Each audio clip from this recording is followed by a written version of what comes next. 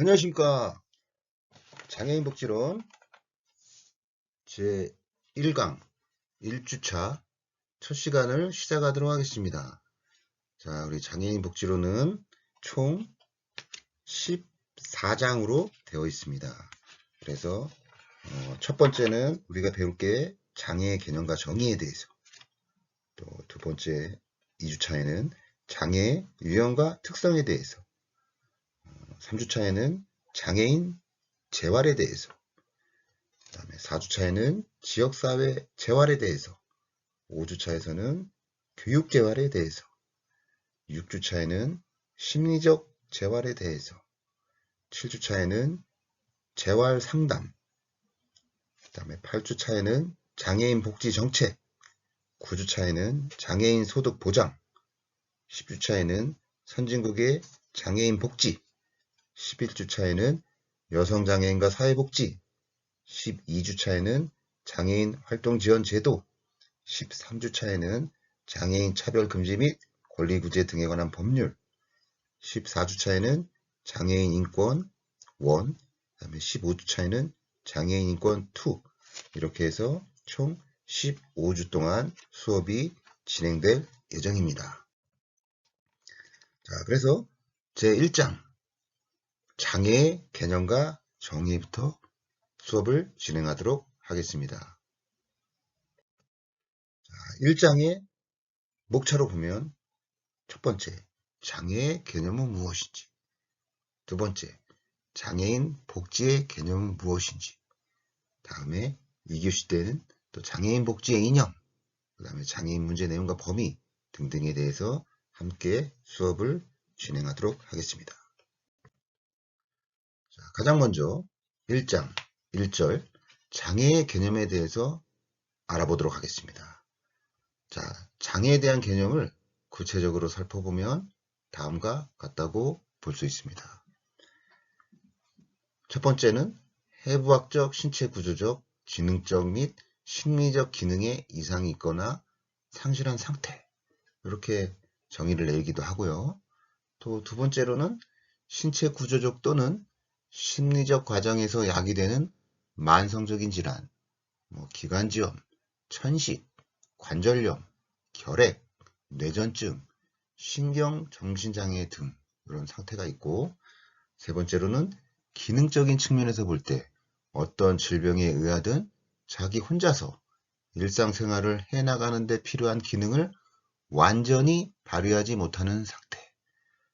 네 번째로는 행동 규범을 중심으로 일종의 장애를 소유하고 있는 당사자가 자기의 장애에 대한 특수한 반응을 보이는 상태. 다섯 번째는 사회적 태도나 편견, 차별 등의 사회적 장애를 가진 상태, 이렇게 정의를 내릴 수 있습니다. 자, 이처럼 장애라는 용어가 의미하는 바는 다양하다고 볼 수 있습니다.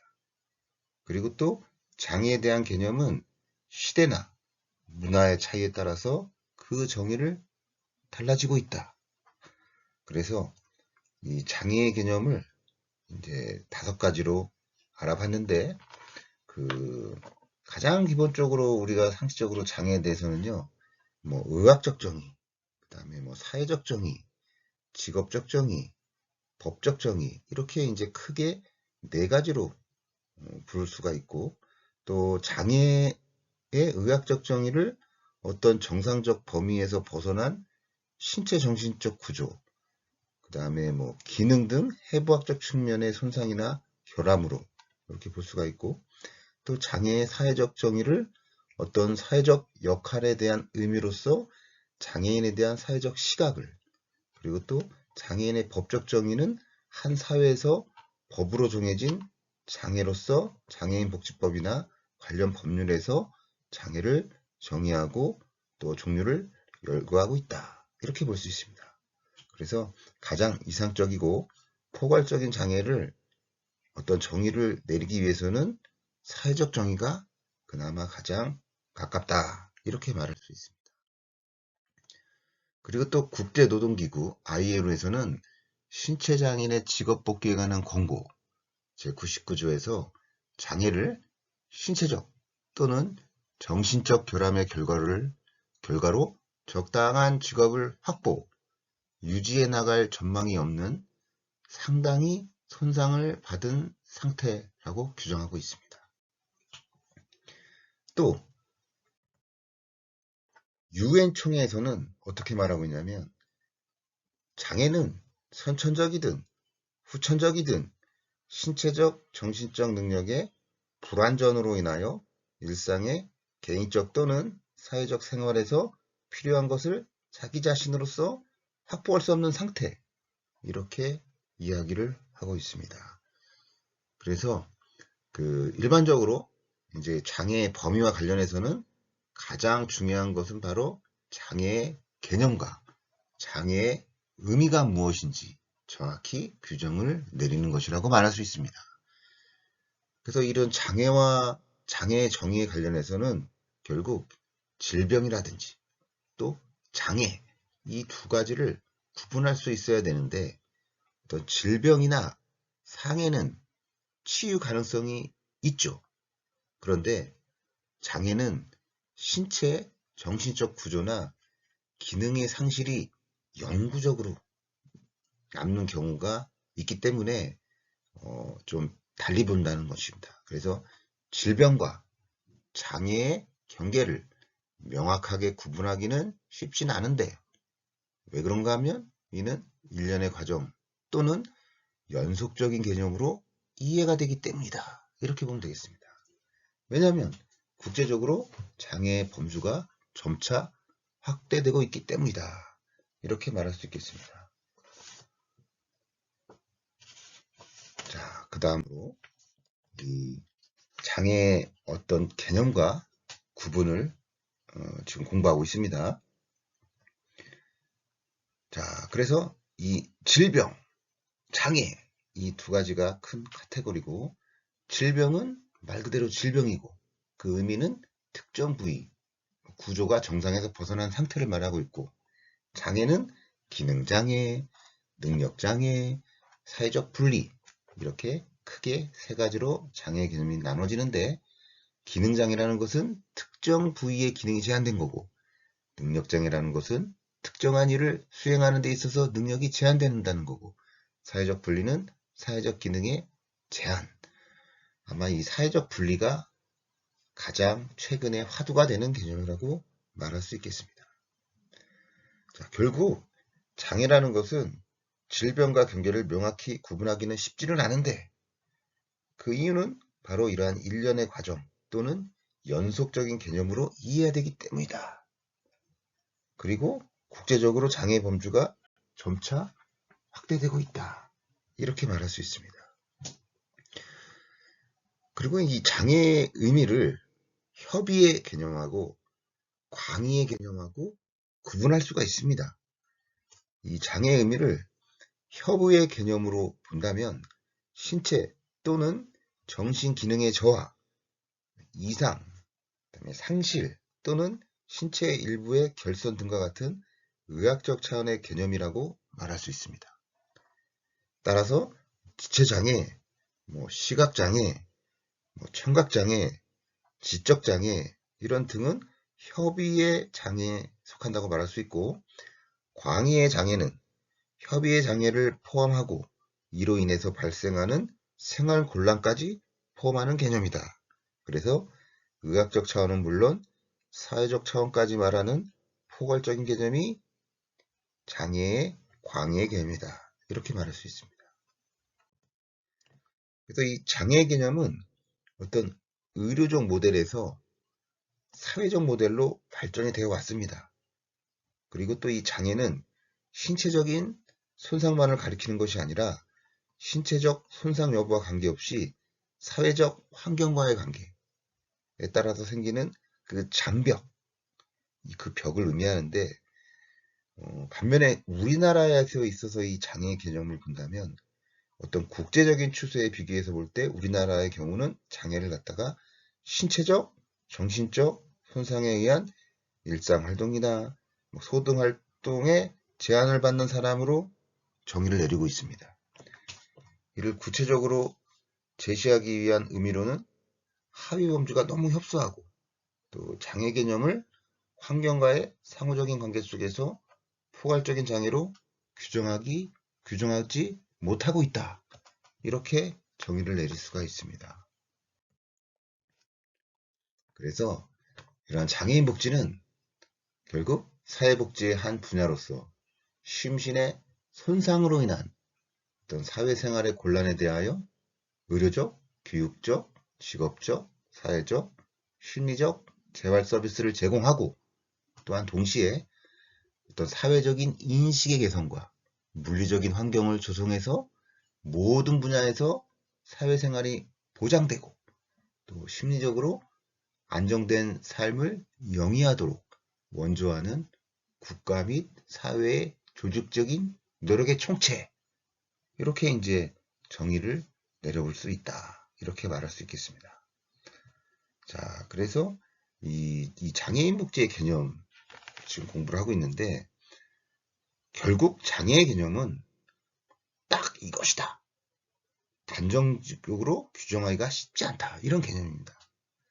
왜냐하면 장애라는 것은 그 발생의 원인이나 유형, 정도에 따라서 매우 다양하고 또 어떤 관점을 가지고 접근하느냐에 따라 그 기준이 달라질 수 있기 때문입니다. 특히 장애는 장애를 바라보는 그 시대의 사회적, 문화적, 정치적, 환경적 차이에 따라서 그 개념이 차이가 날 수 있다. 이렇게 볼 수 있습니다. 그래서 최근에 들어서 이러한 장애의 개념에는 이해를 할 때 어떤 장애에 대한 개별적인 접근에서 사회적이고 환경적인 조건으로 점차 변화되고 있다. 우리 인간의 행동과 사회 환경에서 인간을 환경 속 인간으로 바라보는 것처럼 장애의 개념도 사회적, 환경적 조건으로 변화되고 있다. 그렇기 때문에 장애를 개인적인 손상이나 기능상의 제한에만 초점을 두는 것이 아니라 개인의 장애와 또 사회 환경 간의 부적절한 상호작용의 결과로 나타난 그 부분까지도 포함해서 이해를 해야 된다. 이렇게 말할 수 있습니다.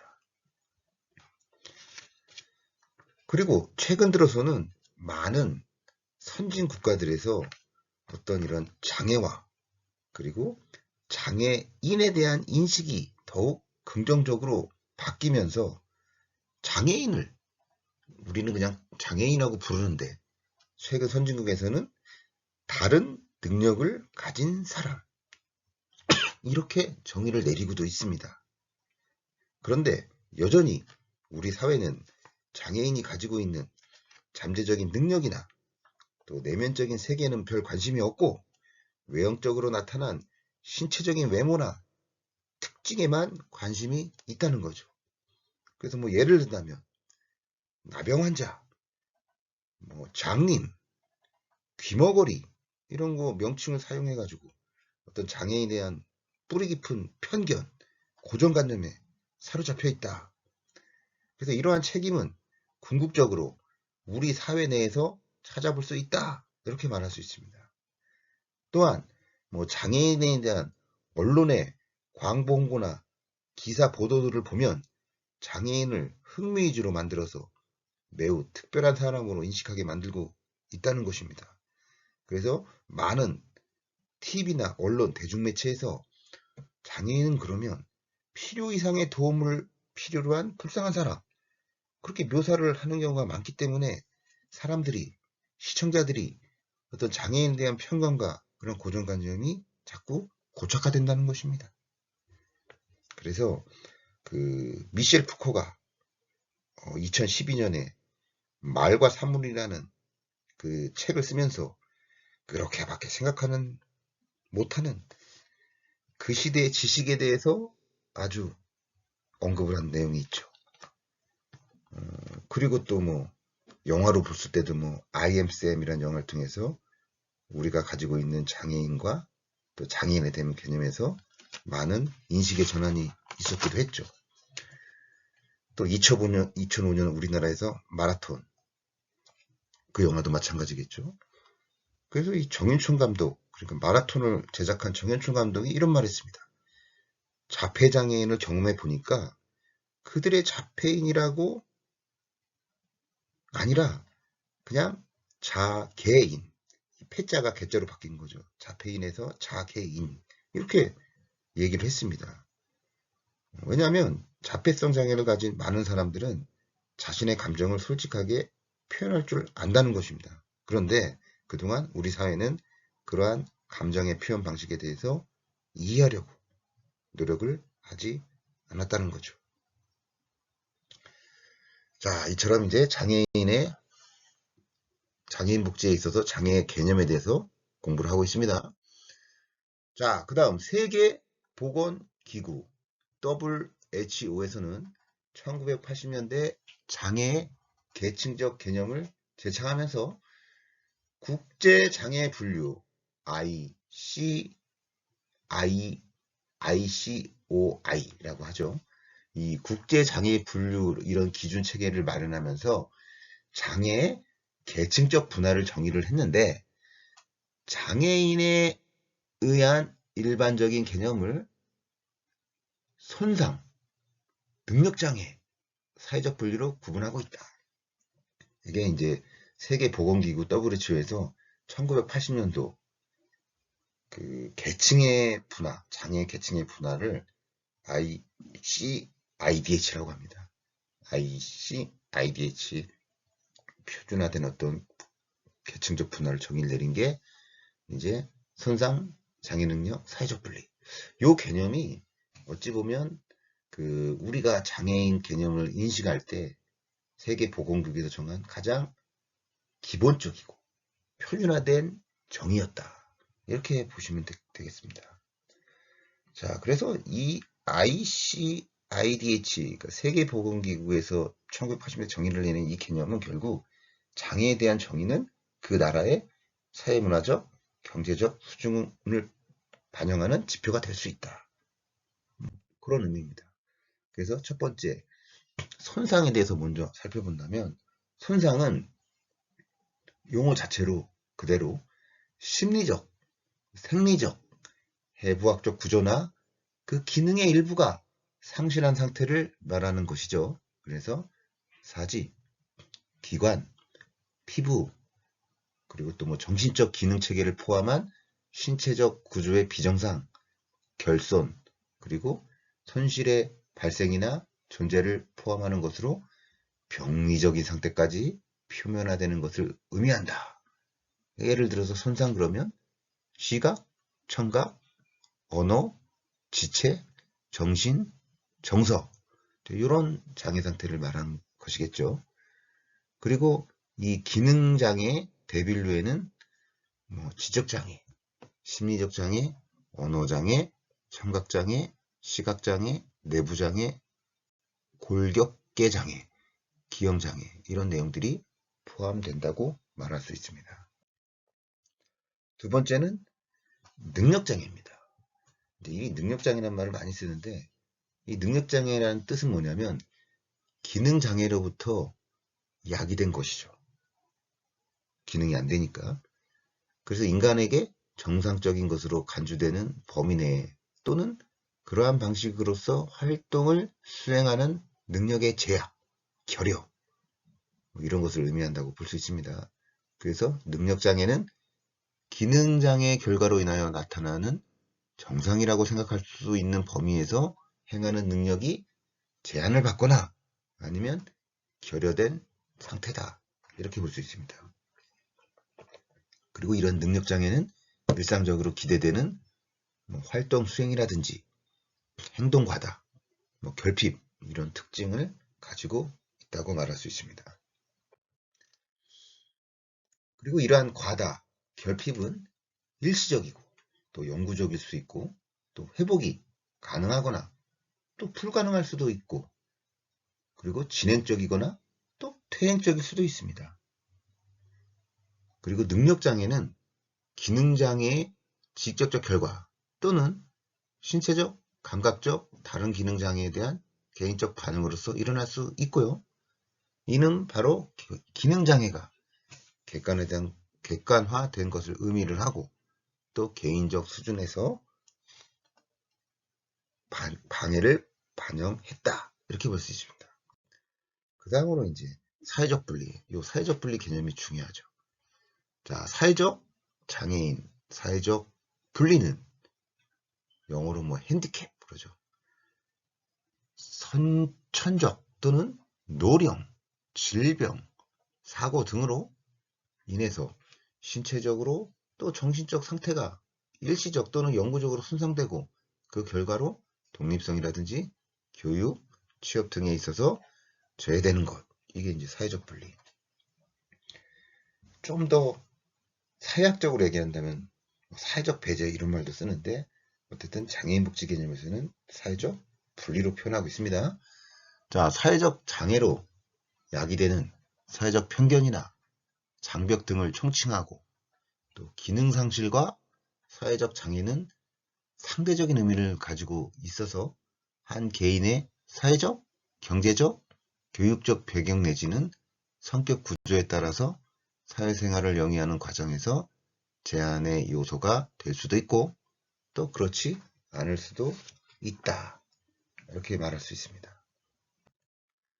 그리고 이런 또 사회적 분리는 기능장애, 즉 말하면 능력장애에는 문제는 없으나 신체적 손상으로 사회적인 반응이나 사회 물리적인 또는 환경적인 장벽으로 인해 가지고 활동에 어려움을 겪거나 그리고 일반인들의 선입견, 뭐 편견의식 이런 걸로 인해 가지고 그들의 사회생활이나 활동에 지장을 받게 되었을 때 겪는 장애를 바로 사회적 장애 이렇게 말하고 있습니다. 자, 그래서 이러한 사회적 분리의 분류를 보면 크게 두 가지인데 생존 역할과 기타 장애 이렇게 나누고 있습니다. 그래서 이 생존 역할에는 지향적 장애가 있고 그 다음에 신체적 독립장애가 있고 그 다음에 이동장애, 점유장애, 사회적 통합장애, 경제적 자족장애 이렇게 총 6가지가 어떤 생존에 대한 역할에 대한 거고 뭐 기타 장애는 말 그대로 기타 장애 이렇게 분리를 하고 있습니다. 자, 그래서 이러한 사회적 분리는 앞에서 고찰한 어떤 능력 장애와 또 사회적 장애가 통합된 장애의 총체로서 형성된다. 이렇게 볼 수 있고 그렇기 때문에 장애인 복지 과정에서 해결해야 되는 장애는 결국 개인 그리고 사회적 장애뿐만 아니라 모든 장애 요인이 통합된 또 인간적인 문제로 최종적으로 형성된 사회적 분리다. 이렇게 말할 수 있겠습니다. 그래서 결국 사회적 분리는 모든 장애 요인의 통합에 의해서 형성된 장애의 총체로 사회적으로 불리한 입장에 처한 상태를 말한다. 그래서 이러한 장애인 복지 과정에서 해결해야 되는 복지 대상이 바로 사회적 분리다. 이렇게 보시면 되겠습니다. 그 다음에 이제 세 번째는 드디어 이제 장애인 복지의 이념에 대해서 학습을 진행하도록 하겠습니다. 이 장애인 복지의 이념은 말 그대로 이념, 사상, 개념 이런 뜻인데 이제 장애에 대한 개념을 정의를 했으니까 이제 복지와 연결시켜서 장애인 복지의 이념이 무엇인가에 대해서 알아보도록 하겠습니다. 결국 장애인 복지의 기본적인 이념은 말 그대로 첫 번째도 인간가치 실현, 두 번째도 인간 존엄, 세 번째도 인간에 대한 기본권을 존중해 주는 거겠죠. 그래서 이 장애인 복지의 기본 이념은 말 그대로 인간의 가치 실현이다. 그리고 장애인 복지를 정당화하는 1차적인 근거도 바로 인간의 존엄성이다. 거의 뭐 인권의 개념과 가깝죠. 그리고 장애인은 인간으로서 지니는 모든 권리를 가지고 권리죠. 권리가 인권입니다. 그 권리의 양과 질은 다른 사람과가 똑같다. 다르지 않다. 이런 뜻입니다. 그리고 각 인간은 존중받을 만한 가치를 지니고 또한 민주사회 내에서 생계를 유지할 수 있는 천부의 권리, 하늘로부터 내려온 평등사상, 그런 권리를 부여받았다. 미국의 경우 장애인 복지에 관한 이념적 바탕을 세 가지로 제시를 하고 있다고 볼 수 있습니다. 첫 번째가 기회의 균등, 두 번째가 전인격적 존재, 세 번째가 독특한 존재. 자, 이 세 가지가 기본인데, 다시 한번, 첫 번째가 기회의 균등이 모든 미국 시민에게 보장되어야 된다. 기회평등을 얘기하고 있죠. 두 번째, 인간은 모두 다 전인격적인 존재다. 모두 다 동일하게 하나같이 동일한 전인격적인 존재다. 라는 뜻이고요. 세 번째, 모든 인간은 독특한 존재, 개별화, 다양성, 맞춤형, 뭐 이런 것이 속하는 의미라고 볼 수 있습니다.